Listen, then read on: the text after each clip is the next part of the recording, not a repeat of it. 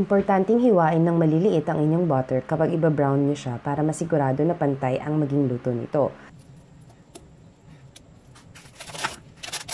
Para naman mapabilis, gamit kayo ng wide na pan.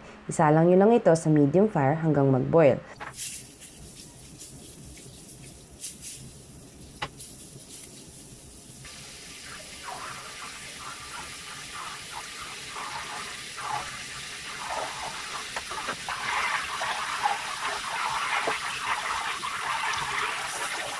Mapapansin na may aangat na mga puti-puti, yun ang tinatawag na milk solids. Makita ninyo mamaya na magbabrown yan.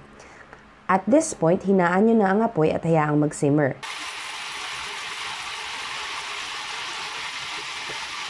Kapag humupa na ang pagbula, pwede nang patayin ng apoy. This will take around 7 minutes. Napapansin din na naging transparent na yung butter at naging golden brown. At tulad ng nasabi ko kanina, nag-brown na yung milk solids. Kung gagamitin nyo itong brown butter as substitute sa butter or oil for baked goods, make sure na magdagdag ng water para ibalik yung moisture na nawala nung pinakuluan ito. Para maging sakto ulit ang sukat nito sa 1 cup, ilipat sa measuring cup ang brown butter, tapos dagdagan ng tubig hanggang mapuno ang cup na pinaglalagyan.